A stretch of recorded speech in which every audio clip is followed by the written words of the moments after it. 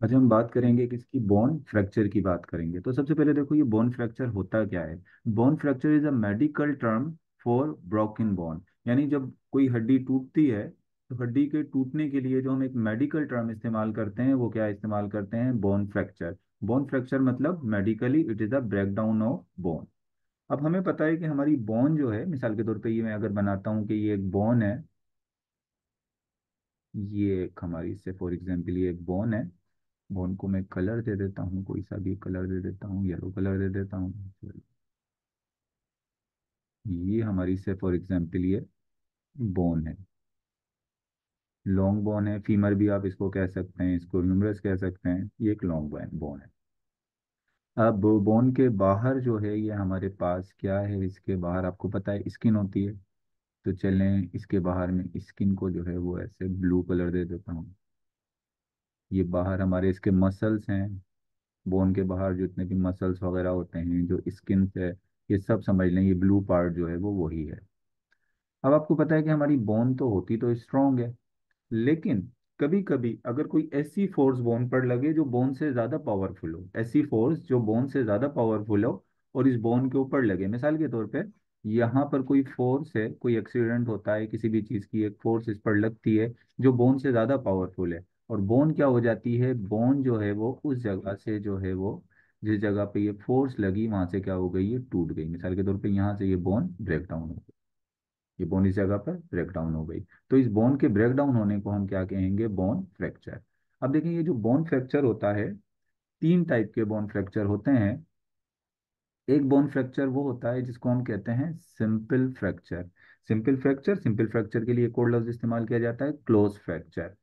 Skin is intact for broken bone, skin is intact. यानी simple fracture में क्या होता है, आपकी इस चोट लगेगी, लेकिन ये जो चोट है वो कहाँ पर लगेगी, बेसिकली ये चोट आपको लगेगी हड्डी पर।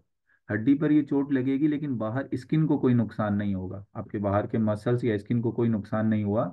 अभी ये चोट सिर्फ कहाँ पर लगी, ये चोट लगी आपकी इस हड्डी पर। मिसाल के तौर पे ये जगह जो मैं शो कर रहा हूँ, इस जगह पर ये चोट हड्डी के अंदर लगी है, ये हड्डी यहाँ अंदर से टूटी है, जिसको मैंने व्हाइट व्हाइट कर दिया है। चलो इसको मैं ब्लैक कलर से इस जगह को शो कर देता हूँ, ये जगह जहाँ पर ये हड्डी यहाँ से टूट गई। अब बाहर से कोई प्रॉब्लम नहीं हुआ, स्किन को कोई प्रॉब्लम नहीं हुआ, चोट डायरेक्ट किस पर लगी है, हड्डी पर लगी, और हड्डी थोड़ी टूट गई है। तो इस फ्रैक्चर को हम क्या कहेंगे, इसको कहेंगे सिंपल फ्रैक्चर। थोड़ी सी हड्डी जो है वो डैमेज हुई है, हड्डी ब्रेक डाउन हुई है, या इसको हम क्लोज फ्रैक्चर कहेंगे। लेकिन अगर ऐसा हो कि बोन जो है वो टूटे, बोन टूटने के बाद क्या हो, पेनेट्रेट द स्किन। अब अगर मैं इसको कुछ इस तरह से ड्रा कर, इसी तस्वीर को, ये जो मैं अभी मैंने बनाई है, इसी तस्वीर को अगर मैं कुछ इस तरह से ड्रा कर दूं, ये बोन थी, अब यही बोन, और इसी स्किन को मैं अगर इस तरह से ड्रा करूं, ये देखें यहाँ पर ये, इससे फॉर एग्जाम्पल यहाँ एक दफ़ा फिर मैं ये बोन बना देता हूँ। अब यहाँ पर इस बोन की थोड़ी सी जो है वो, देखिएगा कि इस बोन का पोजीशन क्या है। अब ये बोन हो गई, येलो कलर में जो शो कर रहा हूँ ये बोन हो गई, और बाहर क्या हो गया, बोन के बाहर आपको पता है मैंने ये मसल्स और ये स्किन, ब्लू कलर से क्या शो हो रहा है, ये मसल्स और स्किन। अब आप देखें, अब ये जो बोन ब्रेक डाउन हुई है, कुछ इस तरह से ब्रेक डाउन हुई है कि बोन कहाँ पर पेनेट्रेट कर गई है, किसके अंदर एंटर हो गई है, स्किन के अंदर। मिसाल के तौर पे ये जो मैंने ब्लू कलर से बताया ये स्किन है, और ये क्या है, ये बोन है। तो देखो बोन कहाँ पर एंटर हो गई है, आपकी स्किन के अंदर हो गई, फॉर्म आ वुंड, और यहाँ पर जख्म भी पड़ जाएगा। नहीं, ये ज्यादा सीवियर किस्म का जो है ये फ्रैक्चर है कि बोन टूटी और टूटने के बाद कहाँ पर दाखिल हो गई, ये स्किन के अंदर दाखिल हो गई।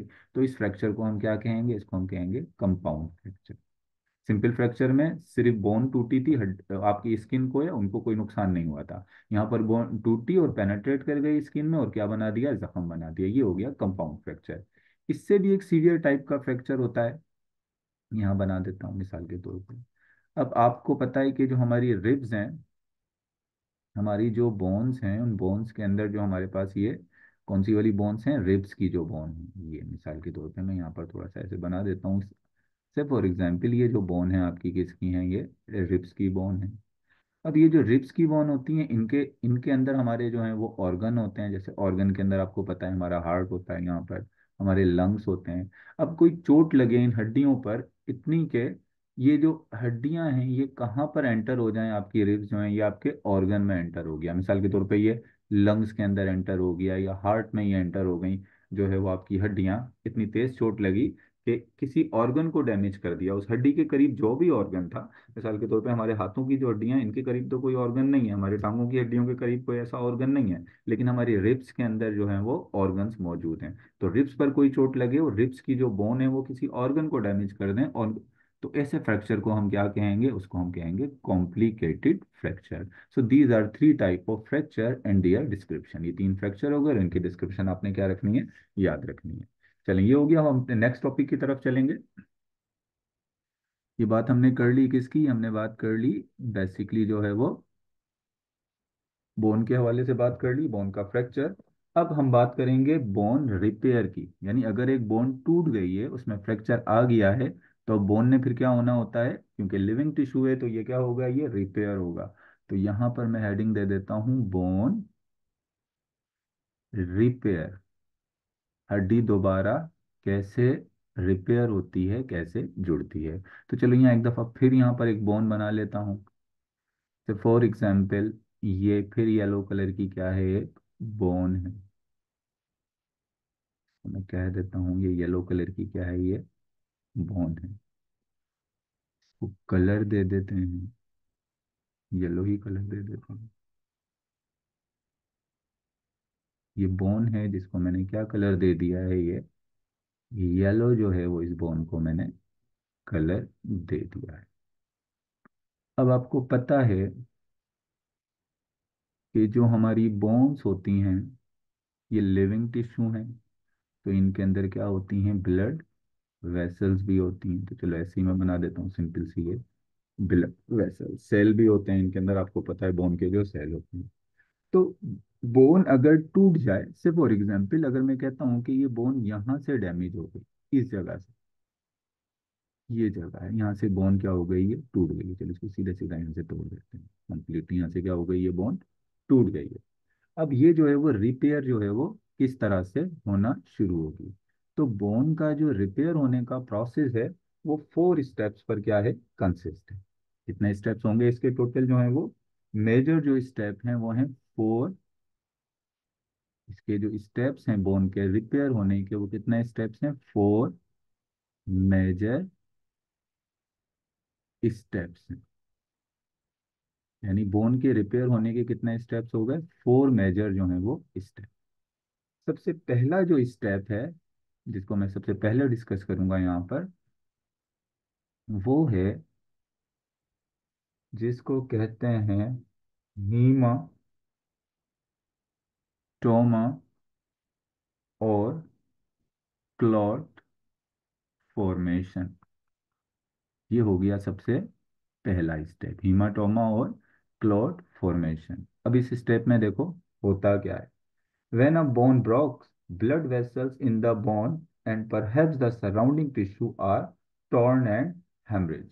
यानी जब एक बोन ब्रेक होती है तो जो ब्लड वेसल्स होती हैं, और ब्लड वेसल्स कौन सी वाली, एक ब्लड वेसल्स वो जो बोन के अंदर है, और दूसरी ब्लड वेसल्स वो जो बोन के करीब करीब हमारे मसल्स वगैरह के अंदर हैं, वो ब्लड वेसल्स क्या हो जाएंगी, वो ब्लड वेसल जो है वो आर टॉर्न, रप्चर हो जाएंगी, सिंपली टॉर्न हो गई, ब्रेक डाउन हो गई। मिसाल के तौर पे अगर मैं कह रहा हूँ कि ये ब्लड वेसल्स हैं, ये जो मैंने बताया था, अब जिस जगह से ये बोन ब्रेक डाउन हुई है, ये इस जगह पर ये ब्लड वेसल्स क्या हो गई, ब्रेक डाउन हो गई, टूट गई।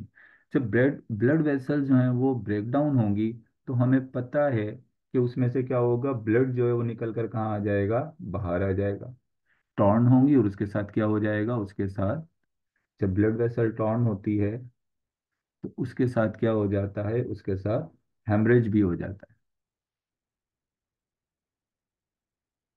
हेमरेज मतलब कि आपका जो वो ब्लड है वो भी कहाँ आ जाएगा, बाहर आ जाएगा। और जब भी ब्लड की हेमरेज होती है तो आपको पता है वो ब्लड उस जगह पर आकर ऐसे जमा हो जाता है, ऐसे जमा हो गया ब्लड।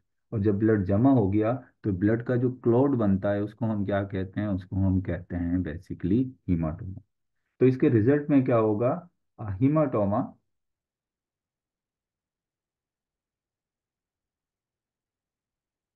ट्रॉमा, या जिसको कहोगे कि ब्लड क्लॉट इस फॉर्म। हेमाटोमा बन गया या क्या बन गया, एक ब्लड का क्लॉट इस जगह पर जो है वो बन गया। फ्रैक्चर साइट पर कहाँ बनेगा, जिस जगह पर फ्रैक्चर हुआ, यानी देखो इस जगह पर फ्रैक्चर हुआ तो यहीं पर ये ब्लड क्लॉट बना है। अब देखो जिस, अब ब्लड वेसल्स का काम क्या था, ब्लड वेसल्स का काम ये था कि ये ब्लड जो बोन के सेल्स थे उनको क्या लेकर आ रही थी, ये बोन के सेल्स को जो है वो न्यूट्रिशन दे रहा था, फूड दे रहा था। मिसाल के तौर पे ये करीब करीब बोन के सेल्स थे ये, यहाँ पर ये ब्लड वेसल्स इनको क्या दे रही थी, इन सेल्स को जो है वो फूड भी दे रही थी, इन सेल्स को ऑक्सीजन भी दे रही थी। अब जब ब्लड वेसल्स रप्चर हो गई, यहाँ पर टॉर्न हो गई, तो अब इन सेल्स को क्या नहीं मिलेगा, अब इन सेल्स को जो है वो फूड नहीं मिलेगा, ऑक्सीजन नहीं मिलेगी। ऐसी बात है, जब बोन सेल्स डिप्लॉयड हो, इसकी इनकी वजह से क्या होगा कि बोन सेल्स जो हैं वो क्या हो जाएंगे, डिप्रीव्ड हो जाएंगे, मतलब महरूम हो जाएंगे किससे, ऑफ न्यूट्रिशन। अब उनको न्यूट्रिशन नहीं मिलेगी, और जब न्यूट्रिशन नहीं मिलेगी तो वो क्या हो जाएंगे, वो डाई हो जाएंगे। मतलब इस जगह से ये जितने भी बोन के सेल्स हैं इनको न्यूट्रिशन नहीं मिली तो ये क्या हो गए, ये डाई हो गए। और इस जगह से जब सेल डाई हो जाएंगे, और ये जगह जहां पर चोट लगी है, तो ये साइट क्या होगी, ये साइट आपकी जहां पर सेल डेड होना शुरू होंगे, फिर ये जो है वो स्वॉलन हो जाएगी, मतलब सूज जाएगी, पेनफुल होगी। अब दर्द भी होना शुरू होगा, क्योंकि यहाँ पर नर्व्स के सेल जो हैं वो आपके जो पेन के रिसेप्टर्स हैं वो एक्टिव हो जाएंगे, एंड इन्फ्लाम, और वहां पर इन्फ्लामेशन भी हो जाएगी, मतलब सूजन भी आ जाएगी। तो देखो जब बोन ब्रेक डाउन होती है तो उसमें सबसे पहले क्या बनता है, हीमाटोमा बनता है या क्लोट बनता है। क्लोट बनने का मैंने तरीका बता दिया, क्लोट कैसे बनेगा, जहाँ से चोट लगी तो खून की ब्लड वेसल्स रप्चर हो गई, टॉर्न हो गई, वहां से ब्लड निकला, जब ब्लड निकला तो ब्लड निकलने को हम हेमरेज कह रहे हैं, और उसके रिजल्ट में वहां पर खून का एक क्लॉट बन गया जिसको हम हीमाटोमा कह रहे हैं। और जब खून की ब्लड वेसल जिस जगह से रप्चर होंगी वहां के सेल्स को क्या नहीं मिलेगा, फूड नहीं मिलेगा, न्यूट्रिशन नहीं मिलेगी, तो वहां के सेल डाई हो जाएंगे। जब वो डाई होंगे तो उसके साथ वो जगह स्वेल भी हो जाएगी, पेनफुल भी होगी, और इन्फ्लामेशन यानी सूजन भी आ जाएगी। ये पहला स्टेप होगी। चलो अब चलते हैं दूसरे स्टेप की तरफ। सही है, पहला स्टेप हो गया। अब हम चलते हैं कौन से स्टेप की तरफ, दूसरे स्टेप की तरफ चलते हैं। अब दूसरा स्टेप जो है वो है, सेकंड स्टेप है fibrocartilaginous, fibrocartilaginous callus formation. Callus formation, देखो कैलस क्या होता है नॉर्मली, अब किसी भी जगह पर जब हमारे बॉडी का इस इवन के जब हमारी स्किन जो है वो डैमेज होती है, प्लांट्स के अंदर भी ये होता है। मिसाल के तौर पे ये आपकी स्किन है, इस जगह से क्या हो गई, ये डैमेज हो गई, तो वहां पर जो है वो कुछ नए सेल्स जो है वो बनना शुरू होते हैं। जब ये नए सेल बनते हैं इनको हम क्या कहते हैं, इनको हम कहते हैं कैलस। यानी नए सेल जिस जगह पे स्किन डैमेज हुई दोबारा रिपेयर होना शुरू हुआ, तो जो सेल बने उसको हम क्या कह रहे हैं, अनडिफरेंशिएटेड मास ऑफ सेल बना, इसको हम क्या कह रहे हैं, इसको हम कह रहे हैं कैलस। तो यहाँ पर भी जहाँ पर बोन वाला साइड, बोन का वो साइड जो क्या हुआ था, जो डैमेज हुआ था, अब वहां पर भी क्या बनेगा, कैलस बनेगा। लेकिन कैसा कैलस, कैसा बनेगा, फिब्रो कार्टिलेजिनस कैलस फॉर्मेशन है। बताता हूँ कि फिब्रो कार्टिलेजिनस कैलस इसको क्यों कह रहे हैं। तो चलें कुछ पॉइंट्स यहाँ पर देख लेते हैं पहले तो। देखें, with in a few days, अब वो जब ब्लड ब्लड क्लॉट बन गया था उसके कुछ दिनों के बाद क्या होगा, several events lead to the formation of fibrocartilaginous और सॉफ्ट कैलस। यानी फिब्रोकार्टिलेजिनस के लिए हम एक और लफ्ज क्या इस्तेमाल करते हैं, इसको आप सॉफ्ट कैलस भी कह सकते हो। यानी जो कैलस होगा ये इतना हार्ड नहीं होगा बोन की तरह, ये पहले कैसा बनेगा, सॉफ्ट कैलस बनेगा। अच्छा, सॉफ्ट कैलस बनने का प्रोसेस जो है वो स्टार्ट कैसे होगा, देखो सबसे पहले क्या होगा, कैपिलरीज, वो कैपिलरीज जो क्या हो गई थी, जो टॉर्न हो गई थी, जो रप्चर हो गई थी, grow into the haematoma and phagocytic cell,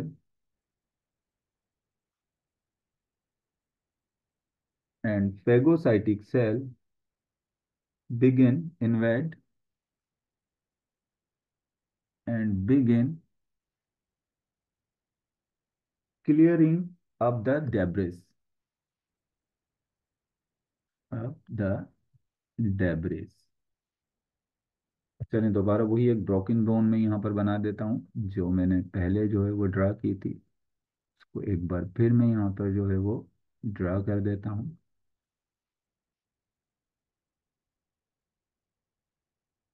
ये से फॉर एग्जाम्पल वो ही बोन है जो क्या हुई थी, ब्रेक डाउन हो गई थी। अब हम उस जगह पर जहां पर ये ब्रेक डाउन हुई थी और वहां पर क्या बन गया था, वहां पर एक ब्लड क्लॉट बन गया था, ये जिसको हम हीमाटोमा कह रहे थे। और इसके करीब करीब की ब्लड वेसल्स भी क्या हो गई थी, डैमेज हो चुकी थी, वो भी क्या हो गई थी, वो डैमेज हो गई थी। अब क्या होगा, अब आहिस्ता आहिस्ता यहाँ नई ब्लड वेसल, ब्लड की कैपिलरीज बनेंगी। यहाँ पर क्या बनी, अब देखो नई ब्लड की कैपिलरीज बन गई। अब नई ब्लड की कैपिलरीज जब बन गई तो ब्लड के अंदर होते हैं फेगोसाइटिक सेल्स। फेगोसाइटिक सेल्स जो हैं वो कौन से वाले सेल्स होते हैं, हमारे डब्ल्यूबीसी, सही है ना। ये क्या है, ये हैं डब्ल्यूबीसी। और ये फेगोसाइटिक सेल क्या करेंगे, ये एक तरीके से ये जो क्लॉट बना हुआ है ब्लड का, ये जो क्लॉट बना हुआ है, इसको क्या करेंगे, इसको फेगोसाइट करके या इसको खा कर, ये जो डेब्रिस है, ये जितना भी मटेरियल यहाँ पर पड़ा हुआ है, इसको क्या करेंगे, इसको खाकर या फेगोसाइट करके क्या कर देंगे, इसको जो है वो क्लियर कर देंगे। मतलब इसको यहाँ से जहां पर ये बना हुआ है, just a minute, इस जगह को जो है वो क्या कर देंगे, ये क्लियर कर देंगे। अब ये जगह जहाँ पर प्लॉट बना था वो जगह क्या हो गई है, ये क्लियर हो गई।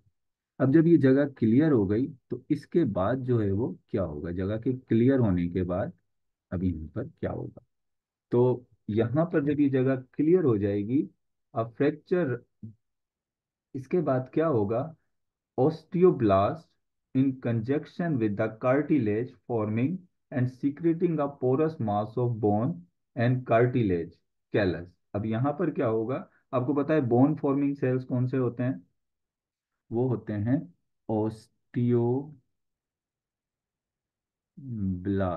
वो क्या होते हैं, ओस्टियोब्लास्ट होते हैं। और आपने एक चीज और भी बताया था, मैंने जब बोन की स्ट्रक्चर आपको बताई थी, तो बोन की स्ट्रक्चर में मैंने आपको बताया था कि बोन के चारों तरफ जो कनेक्टिव टिश्यू की लेयर होती है, ये जिसको मैं पिंक से बना रहा हूं, इसको हम कहते हैं पेरी ऑस्टियम। इसको क्या कह रहे हैं, पेरी ऑस्टियम। अब fracture rupture the pore, periosteum, यानी जब फ्रैक्चर हुआ था तो बोन टूटी थी और बोन के साथ क्या हुआ था, ये पेरियोस्टियम भी जो है वो क्या हो गई थी, ब्रेक डाउन हो गई थी। और जब पेरियोस्टियम ब्रेक डाउन होती है तो वो स्टिमुलेट कर देती है किसकी प्रोडक्शन को, ओस्टियोब्लास्ट की प्रोडक्शन को। और ओस्टियोब्लास्ट कौन से वाले सेल हैं आपको पता है, ये क्या करते हैं, ये बोन फॉर्मिंग सेल हैं। और ये ऑस्टियोब्लास्ट यहाँ पर आकर फिर क्या होते हैं, यहाँ पर आकर जमा होना शुरू होंगे, यानी ऑस्टियोब्लास्ट जो है बोन फॉर्मिंग सेल्स यहाँ पर आकर क्या हो गए, ये जमा हो गए। ठीक है, यहाँ पर आकर क्या हो गए, जमा हो गए। और इसके साथ जो है वो विथ कार्टिलेज फॉर्मिंग सेल्स, यानी सिर्फ ऑस्टियोब्लास्ट तो जो है वो, इसके साथ कौन से वाले सेल होंगे, कार्टिलेज फॉर्मिंग सेल्स भी होंगे, जिसको हम कॉन्ड्रोसाइट्स कहते हैं। ये क्या होंगे, यहाँ पर जो है वो जमा होंगे। और इनके जमा होने से जो है वो क्या बनेगा, a porous mass of bone and cartilage card callus. यानी ऑस्टियोब्लास्ट प्लस दूसरी चीज क्या है, विथ कार्टिलेज फॉर्मिंग सेल, यहाँ पर दोनों आ जाएंगे, ऑस्टियोब्लास्ट भी आ जाएगा और कार्टिलेज फॉर्मिंग सेल्स, ये यहाँ पर आकर जमा होंगे। और जमा होने के बाद ये क्या बना लेंगे, ये बना लेंगे एक कैलस। क्या बनाएंगे, एक कैलस। और इस कैलस को हम क्या कहेंगे, इसको हम कहेंगे, इसको आप कार्टिलेजिनस कैलस कह लो, या आप इसको फिब्रो कार्टिलोजिनस कैलस कह लो, क्योंकि इसमें फाइबर्स भी होंगे थोड़े थोड़े जो है ना, वो प्रोटीन के फाइबर्स भी यहाँ मौजूद होंगे। और या फिर आप इसको सॉफ्ट कैलस कह लो। मतलब ये फिर यहाँ पर क्या बन जाएगा, सॉफ्ट कैलस जो है वो यहाँ पर बन जाएगा। और सराउंड द ब्रोकन बोन्स, यानी ब्रोकन बोन्स के चारों तरफ जो है ये इस तरह से क्या हो जाएगा, सराउंड हो जाएगा, ये इसको चारों तरफ से क्या कर लेगा, कवर कर लेगा। The callus replace the original blood vessels and hold the end of bone together. This process taking 3 to 4 weeks। यानी अब इस कैलस ने क्या की, ये ऊपर वाली बोन और नीचे वाली बोन को अब क्या किया, आपस में जुड़ा दिया। आपस में इन दोनों को होल्ड भी करके रखा हुआ है, यहाँ पर नई ब्लड वेसल्स भी आ गई, इनको दोनों को होल्ड भी किया हुआ है। और इस पूरे प्रोसेस में कितना टाइम लगेगा, 3 to 4 weeks। 3 से 4 जो है वो क्या लग जाएंगे, इसके अंदर जो है वो हफ्ते लग जाएंगे, इसको मतलब तकरीबन महीना लग जाएगा इस पूरे प्रोसेस को कंप्लीट होने में। तो ये दूसरा स्टेप क्या हो गया, फिब्रो कार्टिलेजिनस कैलस फॉर्मेशन। इसमें हुआ सिंपल सा क्या है, उसके अंदर पहले वाले स्टेप में ब्लड कैपिलरीज वो टॉर्न हुई थी, और क्या बन गया था, हीमोटोमा बन गया था। और अब इस वाले स्टेप में बिल्कुल अपोजिट हुआ है कि ब्लड कैपिलरीज दोबारा बन गई, और हीमाटोमा जो बना था वो फेगोसाइट्स ने आके उसको क्लियर कर दिया। और साथ में क्या हुआ कि ऑस्टियोब्लास्ट और कार्टिलेज फॉर्मिंग सेल ने मिलकर क्या बना लिया, एक जो है वो क्या कहना चाहिए, कैलस, सिंपल जो है वो सॉफ्ट कैलस बना लिया। हो गया ये। तो ये हमारे पास आगे दूसरा वाला जो है ये क्या हो गया, इसका स्टेप हो गया। अब आ जाते हैं किसकी तरफ, तीसरे स्टेप की तरफ आ जाते हैं। और जो तीसरा स्टेप है वो है बोनी कैलस। अभी तो कौन सा वाला कैलस पहले बना था, पहले बना था सॉफ्ट कैलस, और अब कह रहा है कि बोनी कैलस फॉर्मेशन। बोनी कैलस फॉर्मेशन, अब कौन सा वाला कैलस बनेगा, अब बनेगा बोनी कैलस। तो हम बात कर रहे थे किसकी, बोन्स की। तो मैं वो जो ब्रोकन बोन्स थी मैं उसको एक बार फिर यहाँ पर, सर यहाँ पे डेब्रिस हीमाटोमा को ही कह रहे हैं, जी जी बिल्कुल उसी को कह रहे हैं, उसी को डेब्रिस कह रहे हैं। ब्लड डेब्रिस है ना एक तरीके से, हीमाटोमा क्या है, वो ब्लड का डेब्रिस ही तो है।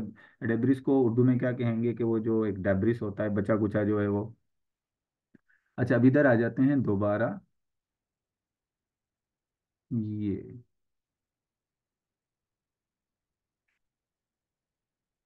ये दोबारा में इस बोन को बना दिया है मैंने। और ये जो बोन है, जिस जगह पर यहाँ पर इसके, जिस जगह पहले क्या बना था, सॉफ्ट कैलस बना था, उसी जगह को हम, पहले वो जो है वहाँ पर हीमाटोमा बना, वो डेब्रिस जो है वहाँ से वो ख़त्म कर दिया उसका। फिर जो है वो यहाँ पर दोबारा जो है वो पहले कौन सा वाला कैलस बन गया, ये बन गया है यहाँ पर जो है वो बोनी जो है वो सॉफ्ट कैलस बना है। यहाँ पर चलिए मैं शो कर देता हूँ इधर ये, 1 मिनट। मैं शो करता हूँ, यहाँ पर बना है कौन सा वाला कैलस, ये बन गया है, से फॉर एग्जांपल जहाँ मैं ब्लैक ब्लैक शो कर रहा हूँ, ये बना है सॉफ्ट कैलस। अब इस सॉफ्ट कैलस में कन्वर्ट होना है किसके अंदर, बोनी कैलस के अंदर कन्वर्ट होना है। मतलब इसकी क्या होनी है, इसकी ओसिफिकेशन होनी है। जब कोई बोन हार्ड होती है तो इस प्रोसेस को हम क्या कहते हैं, ओसिफिकेशन कहते हैं। विद इन अ वीक, पहले वाला जो काम हुआ था वो हुआ था क्या कहते हैं, कितने टाइम में, 3-4 मंथ में। अब यहाँ कह रहा है within a week after the formation of soft callus, it is gradually converted into hard bony callus of spongy bone. यानी इस प्रोसेस, इसमें क्या होगा, इसमें सिंपली कह रहा है कि जो सॉफ्ट कैलस था वो विद इन ए वीक इसमें कन्वर्ट हो जाएगा, convert into hard bony callus. अब आपको पता है कि वो हार्ड बोनी कैलस में कैसे कन्वर्ट होगा। अब यहाँ पर क्या चीज़ होगी, ओसिफिकेशन। ओसिफिकेशन आपको पता है कि कैल्शियम और फॉस्फेट जब जमा होना शुरू होगा, ओस्टियोब्लास्ट अपने जब मेच्योर सेल में कन्वर्ट, मेच्योर बोन सेल बना लेंगे जिसको हम ओस्टियोसाइट्स कहते हैं।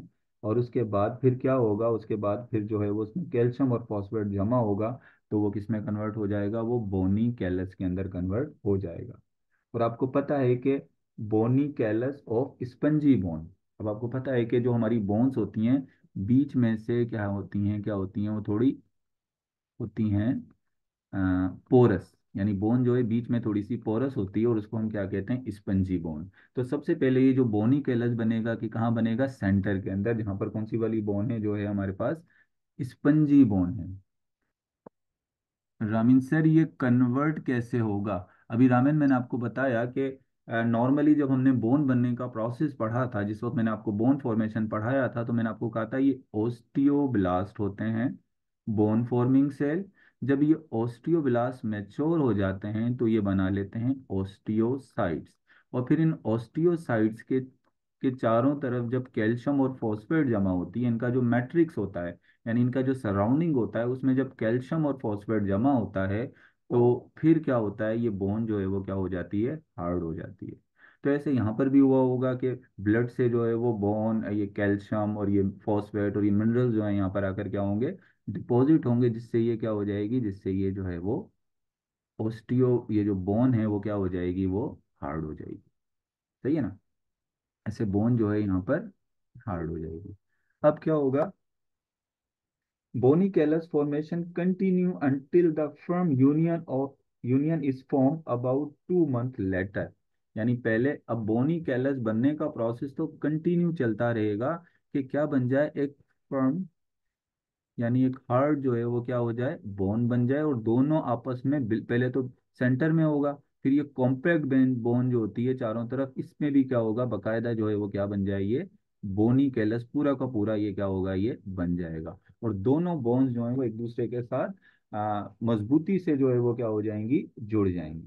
फ्रॉम यूनियन मतलब एक मजबूत क्या हो जाएगी, यूनियन हो जाएगी, किसकी, दोनों बोन्स की, जो टूटी थी दोनों बोन्स दोबारा क्या हो गई, इनकी एक मजबूत जो है वो क्या हो गई, यूनियन हो गई। अच्छा, उसके बाद कहता है osteoblast break down the cartilage while osteoblast replace it with in bone. कहता है अब एक चीज और भी तो होगी ना, कि यहाँ पर जब मैंने आपको बताया था कि जिस वक्त सॉफ्ट कैलस बना था, तो वहां पर क्या था कि कि यहाँ पर जो है वो कार्टिलेज के सेल्स भी आ गए थे ना, यहाँ कार्टिलेज भी तो बन गया था, जिसको सॉफ्ट बोन कहते हैं ना, हमारी जो नर्म हड्डी होती है उसको हम क्या कहते हैं, कार्टिलेज। तो अब यहाँ पर कुछ कार्टिलेज भी तो बने थे, क्या बन गए थे, कार्टिलेज वाली बोन भी तो बन गई थी, जो कार्टिलेज थोड़ी सॉफ्ट बोन थी। तो क्या हुआ कि एक हमारे पास एक बोन सेल्स होते हैं जिनको हम कहते हैं ऑस्टियोक्लास्ट। ऑस्टियोक्लास्ट आएंगे, और ऑस्टियोक्लास्ट आकर क्या करेंगे, यहाँ पर देखो, जो ऑस्टियोक्लास्ट सेल होते हैं जिनका आपने फंक्शन पहले पढ़ा हुआ है, तो ये जो ऑस्टियोक्लास्ट आएंगे यहाँ पर, ऑस्टियोब्लास्ट का जो काम होगा, ओस्टियोब्लास्ट का जो कहाँ, ओस्टियोक्लास सॉरी, ये क्लास अगर खत्म हो जाए तो मैं दोबारा स्टार्ट करूंगा इस क्लास को, सही है ना। हो सकता है बीच में टाइम पूरा हो जाए तो ये जूम खत्म हो जाए, मैं दोबारा स्टार्ट करूंगा फिर। ओस्टियोक्लास जो है वो बेसिकली क्या करेगा, ब्रेक डाउन द कार्टिलेज। ये किसको ब्रेक डाउन करेगा, पहले पहले क्या बना था, कार्टिलेज बना था, ब्रेक डाउन कार्टिलेज, इसने क्या करना है, कार्टिलेज को क्या करना है, ब्रेक डाउन कर देना है। और जब कार्टिलेज ब्रेक डाउन होगा, इसने किसको ब्रेक डाउन करना है, कार्टिलेज को, और while osteoblast replace it with bone. और जब कार्टिलेज ब्रेक डाउन होगी, तो ओस्टियोब्लास्ट उसी जगह पर जहां पर कार्टिलेज है, उसको रिप्लेस कर देंगे, रिप्लेस इट विद बोन। और ओस्टियोब्लास्ट इसी जगह को जहां पर कार्टिलेज था, वहां पर आकर उसको किस में कन्वर्ट कर देंगे, उसको बोन के अंदर कन्वर्ट कर देंगे। बस सिंपल सा काम ये हुआ है कि जिस वक्त जो है सॉफ्ट कार्टिलेज बना था, सॉफ्ट बोन बनी थी, सॉफ्ट कैलस बना था, तो उस वक्त क्या हुआ था, उसके साथ थोड़ा कार्टिलेज भी बन गया था। तो ये जो ऑस्टियोक्लास्ट जो सेल्स थे बोन के, इन्होंने आके उस कार्टिलेज की अब जरूरत नहीं है, उस कार्टिलेज को खत्म कर दिया। और फिर ऑस्टियोब्लास्ट ने उस कार्टिलेज की जगह पर भी क्या बना दी, उसकी जगह पर बना दी बोन। अब लास्ट के अंदर जो है वो एक स्टेप है, और वो है जो लास्ट स्टेप है, अब इस बोन ने बिल्कुल कंप्लीट होना है। और लास्ट वाला जो स्टेप है वो है बोन रीमॉडलिंग, यानी ये पूरी कंप्लीट पुरानी जैसी हड्डी जब बन जानी है, बोन रीमॉडलिंग। देखो बोन रिमॉडलिंग बेसिकली क्या है, it takes place when compact bone is form. मैंने आपको बताया था कि ये जो बोन होती है, ऐसे ये जो बोन है, जब ये बोन बन रही है, जो हमारी हड्डियां होती हैं, सेंटर के अंदर कौन सी हड्डी होती है, स्पंजी बोन। पहले कौन सी वाली बोन बनेगी, ये स्पंजी बोन बनेगी। और स्पंजी बोन बनने के बाद ये साइड वाली बोन भी फिर बन जाएगी पूरी पूरी कंप्लीट, जिसको हम क्या कहते हैं, कॉम्पैक्ट बोन। जब कॉम्पैक्ट बोन बन जाएगी तो बोन रीमॉडलिंग, यानी बिल्कुल पुरानी तरीके की बोन जो है वो क्या होगा, कंप्लीटली बन जाएगी। तो इसमें क्या होगा, in which the osteon form both side break extend across the fracture line to connect the bones. तो कहता है कि it takes place when compact bone is form, यानी बोन रिमॉडलिंग कब होगी, जब when compact bone is form. पहले वाले के अंदर तो पहले वाला जो स्टेप था, उसके अंदर क्या बन रहा था, उसके अंदर जो है वो जो है वो स्पंजी बोन बन रही थी, और स्पंजी बोन के साथ कॉम्पैक्ट बोन भी बन रही थी। और जब कॉम्पैक्ट बोन बिल्कुल कंप्लीट बन जाएगी तो फिर क्या स्टार्ट हो जाएगा, बोन रिमॉडलिंग जो है वो स्टार्ट हो जाएगी। तो इसमें क्या होगा, in which the osteon form from both side break extend across the fracture line to connect the bones. Usually more bone is produced at the side of healing fracture than needed to replace the damaged tissue. अब कहता है कि बाज दफा क्या होता है कि जब बोन बनती है ना, तो उसके डैमेज टिश्यू को रिप्लेस करने के लिए साइड में भी थोड़ी सी बोन मजीद बढ़ जाती है, यानी आगे भी बोन बन गई। अब इस बोन की तो जरूरत नहीं है जो इस बोन से बाहर बन गई। तो क्या होता है, यहाँ पर कुछ ऑस्टियन या इस तरह से यहाँ पर आकर वो क्या करता है, यहाँ पर इस बोन को जो है, जो साइड वाली बोन है उसको क्या कर देता है, उसको खत्म कर देता है। यानी साइड में जहाँ पर दो बोन जुड़ रही थी उसके साइड में जो बोन बनी थी, एक्स्ट्रा जो बोन बन गई थी, उसको क्या कर दिया, खत्म कर दिया। Usually more bone is produced at the site of healing fracture than needed to replace the damaged tissue. However, osteoclasts eventually remove the excess, and the final result of the repair bone is shaped very much like a original bone. यानी इसको जो है वो क्या किया, जो extra bone आ गई थी, एक्स्ट्रा बोन को किसने रिप्लेस किया, एक्स्ट्रा जो बोन आ गई थी उसको किसने जो है वो खत्म कर दिया, ऑस्टियो क्लास में। आपको पता है ओस्टियो क्लास बोन को खत्म करने वाले से, इन्हें तो साइड वाले जो है उसको क्या कर दिया, उसको खत्म उसने जो है वो कर दिया। और जो ऑस्टियोन थे, ऑस्टियोसाइड्स थे, वो भी दोनों तरफ जो है वो बन गए, उसको बकायदा उसको क्या कर दिया, आपस में जुड़ा दिया। इसके बाद फिर कहता है the final structure of the remodelled area resemble that of original unbroken bone. यानी अब पुरानी जैसी जो है वो, कौन सी, जो पुरानी बोन थी विद ओरिजिनल अनब्रोकन बोन, यानी पहले वाली बोन जो थी बिल्कुल उसी जैसी जो है वो क्या हो गई, ये बोन बन गई। Because it respond to the same set of mechanical stresses. यानी अब ये बिल्कुल उसी तरीके की जो है वो, इसमें जो है वो स्ट्रेंथ भी आ गई है। अगर इस पर जितनी, मतलब वो वाली पहले वाली बोन जितनी चोट बर्दाश्त कर सकती थी, अब ये भी उतनी ही चोट क्या करेगी, बर्दाश्त कर सकती है। तो ये हमने पढ़ा किसके बारे में, I told you about repair of broken bones. यानी ब्रोकन बोन्स को आप जो है वो किस तरीके से जो है वो क्या कर सकते हैं, हम उसको जो है वो रिपेयर कर सकते हैं। तो उसके अंदर हमने मुख्तलिफ जो है वो स्टेप्स पढ़े। तो उनमें जो है वो सबसे पहला जो स्टेप था, आई थिंक आपको क्लियर हो गया होगा। सबसे पहले जो है वो बोन ब्रेक हुई थी, तो जो है वो उसके साथ हीमाटोमा बना था। दूसरे वाले स्टेप के अंदर क्या हुआ था कि वो हीमाटोमा जो है वो खत्म हो गया था, और उसके बाद उसमें क्या बन गया था, एक जो है वो कार्टिलेजिनस कैलस बना था। कार्टिलेज कैलस के बाद बोनी कैलस बन गया था, और बोनी कैलस बनने के बाद आखिर के अंदर फुल जो है वो पुरानी वाली बोन जो है वो बन गई थी।